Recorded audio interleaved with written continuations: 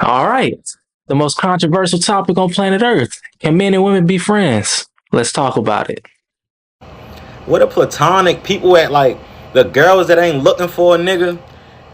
Cause I ain't looking for a bitch right now either. But I want a home girl like on some like we can go outside, have fun, vibe, chill.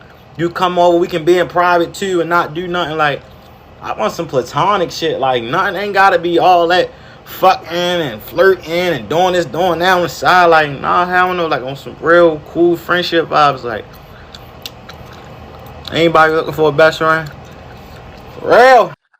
I would say in some sense, he's true. You know, he's true to his nature a little bit. But I'll also say on the flip end, there are plenty of dudes who just want, a best friend, someone maybe of the opposite sex they can chill with. Because I'm not gonna lie, even my dudes, I'm cool with all them. You know, I got love for all them X, Y, and Z. But do I always want to be up under them? You know, sometimes I do love that female presence, even if we're not necessarily doing something. You know, sometimes I do just like to chill on the couch. You know, watch Netflix, Hulu, Disney Plus, ESPN Plus, HBO Max.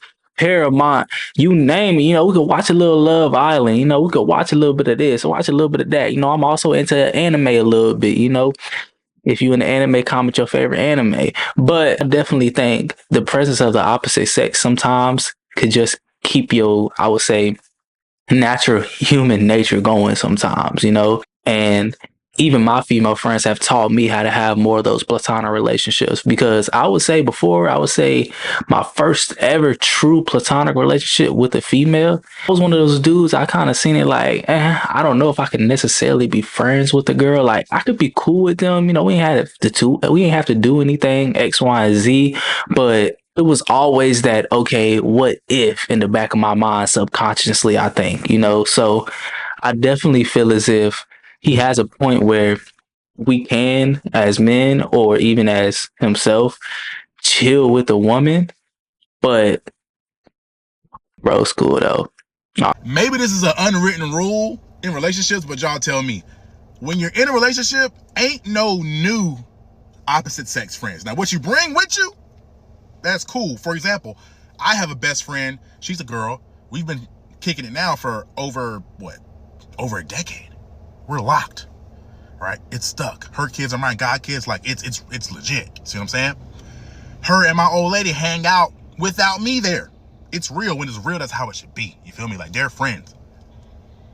My old lady has two guy friends, a gay best friend and another guy that's straight. He happens to be married, right? But I would hang out with either one of those guys because they're cool. You see what I'm saying? However, I would never come home and say, babe, I met this girl at Walmart. I just met this girl at Walmart. She cool as hell. I'm going to go grab drinks with her later. Boy, I'm a duck as I'm saying it. Just like I would not think she would ever come home and say, babe, I met this guy at the gym. He's really cool. We're going to go downtown. No. Ain't no new ones. What you brought is fine, but ain't finna be no new ones, dog. I don't know. That's such a hot take right there. Can you get new best friends of the opposite sex, even if it, I guess, necessarily isn't your best friend? I want to say you can, but here's a perspective I look at it from. Right, as we get older, we start to get more into our career fields. Right, then as you go to work, you do this job, that job, whether you maybe want to be an entrepreneur, a businessman, whatever it is, right? You maybe want to do what I'm doing right now, get in front of a camera, expand your horizon a little bit. I feel as if you start to meet like-minded people like you. And sometimes those like-minded people aren't always the same sex as you. Like, yes, you can meet friends and meet people of the same sex, but I also feel like even from personal experience, I've met a lot of women that we've worked together and it's been cool, right? Like they doing their thing and I look up to them. Again, I've had and still do have female best friends that have motivated me, right? Like me looking at them, looking at their work ethic, looking at how they move, how they do things, how they maneuver. For me personally, I was like, man, like that inspires me. And that's the reason why we're almost still cool to this day, I look at it from that perspective and I'm like, okay, if you come upon and you stumble upon somebody like that, even if it's in a work environment or whatever it is, I feel as if I'm a person, I like to cherish meaningful relationships. You know, there's certain people you come across where you're like, hey, that person is going somewhere in life. That person is about to do this. That person is about to do that. They're about to be big in X, Y, and Z way. That is somebody I gotta have in my corner, no matter if it's someone of the opposite sex. And when you think about it, life is almost like a business sometimes. You have to make sure we talk about keeping the right people in your circle.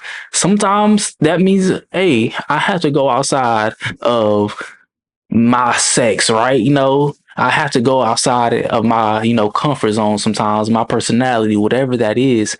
And, that may look like that. Now, of course, there has to be boundaries. There has to be different lines. You don't cross X, Y, and Z. It has to be strictly this or that, of course, all those things. But that's where, trust comes into a relationship and all those good things, right? I definitely think there's a few things that you can indulge yourself in that will lead to you having more relationships of the opposite sex, even if you're in a committed relationship, right? Real quick, I got a question for TikTok therapists. So one of my main love languages is physical touch. And I take it to the extreme to where I go to work and I touch everybody. I touch my coworkers, I touch managers, I touch customers, but they like it though. But I've noticed that the people like in the room that I have the deepest emotional connection with, I don't do that with. Like you'll see the difference. Like the person, like one of my best friends at the job, we don't really touch like that. But it's like that's the one that knows the innermost secret. There she goes. She's right there. Anyway, we not finna hug, but I'm finna hug everybody else in that. But it's only with platonic relationships, and it's only with the people that like emotionally, like, is that me just creating like boundaries or a blockage or like, I'm like really happy to see her. What's wrong with me? Then this is not in intimate relationships. It's only with the platonic emotional relationships. How do I fix this? Because I want them to know that I love them. It's different. It's giving.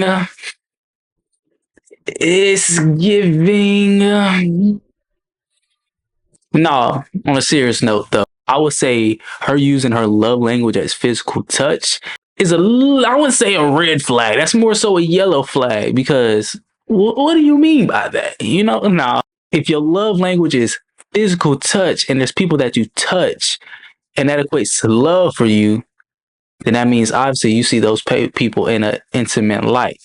So the people that you aren't touching, you said you see in a friendship way or in that platonic way, like she said, and that's how you know it's platonic.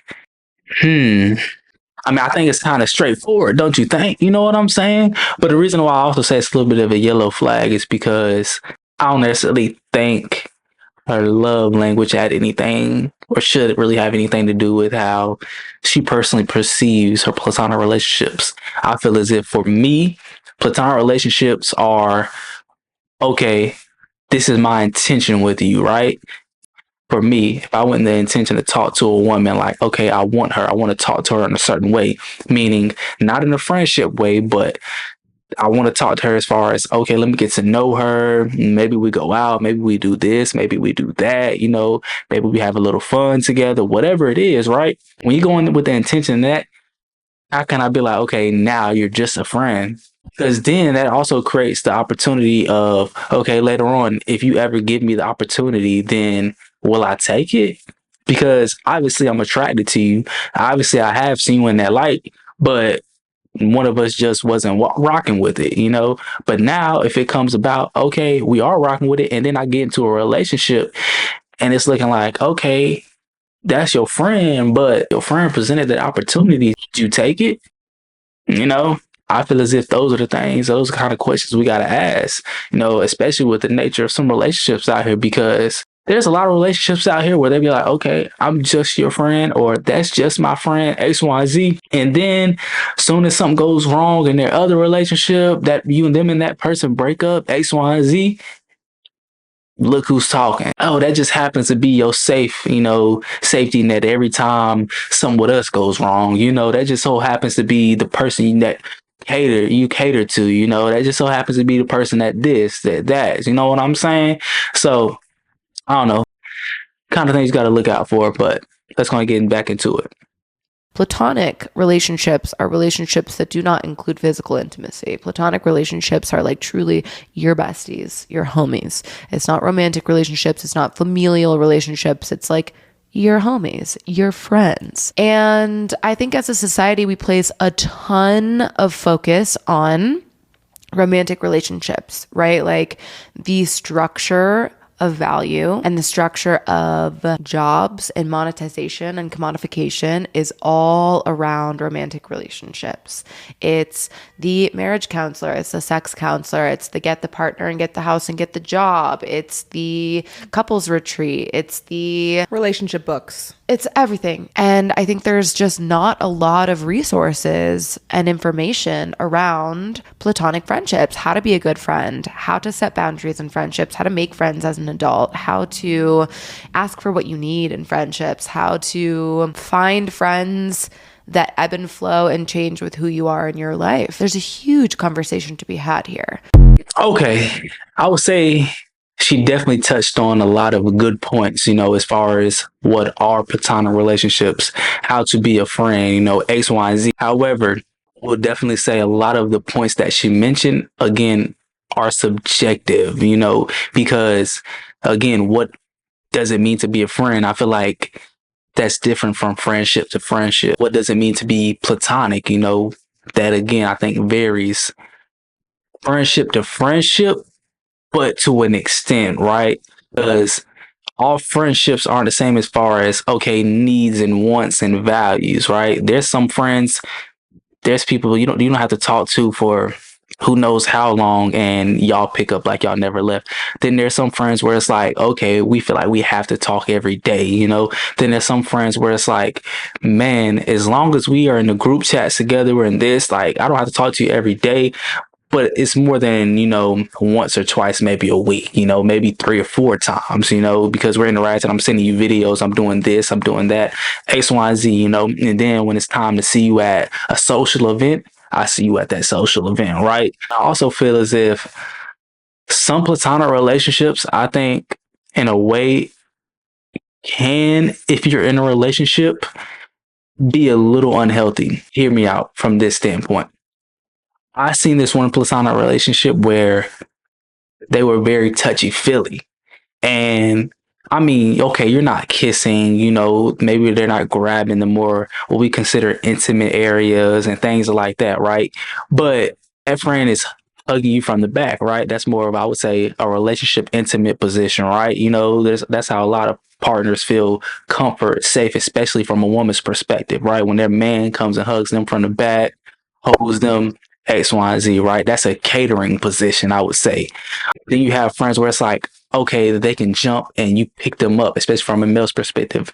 Male's perspective with some of their woman friends, their female friends, they come, run, jump in their arms, X, Y, Z, and it's like, you know what I'm saying? I mean, some of that stuff people look at as like, do I really want my partner doing that to another partner? Like, okay, yeah, okay, a little nice hug, you know what I'm saying? Nice warm embrace or something, you know, casual, cool, calm, you know. But the running, jumping in their arms, how they hold you, y'all do this together, maybe lay on the same couch together, cuddle together. Like, again, I feel like when you get into a relationship, that can still be your best friend, but you have to also know, what are the boundaries here? Would my partner like this, you know?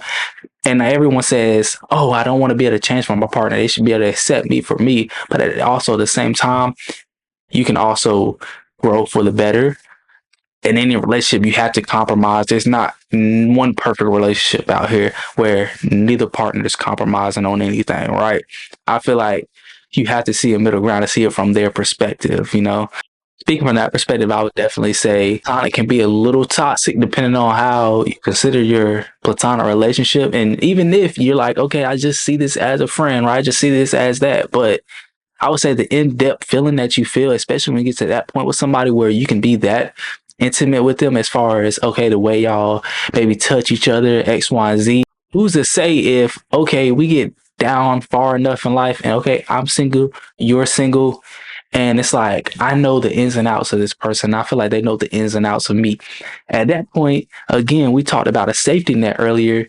That can again become people's form of a safety net where they know, okay, I know if I go that way, I'll be safe. And then that's why you see some people, they be like, okay, marry your best friend. Or you hear the stories, we've been best friends for X amount of years, right? And then we finally became lovers, you know? And I think that's how a lot of those relationships brew, is because they have a great deal of maybe sometimes borderline too much intimacy, but that's just my take on it, you know? So, anyways, if you stuck with me this long, I appreciate it. You know, again, like I said, I feel like I'm getting more comfortable behind the camera. I feel like I'm getting more of my feng shui. Things are coming to me easier. My mind is getting a little bit more clearer when I'm talking about each video, each topic, each subject. But if you like the video, go ahead and give us a thumbs up. Don't forget to subscribe. Of course, it's going to help this channel grow. Comment anything that you would want me to talk about, discuss, you know, or just leave a comment in general about what you think of me, you know. Don't forget to follow the socials. They are in the description and they are in the bio as well. So thank you. I appreciate you, and I'm out.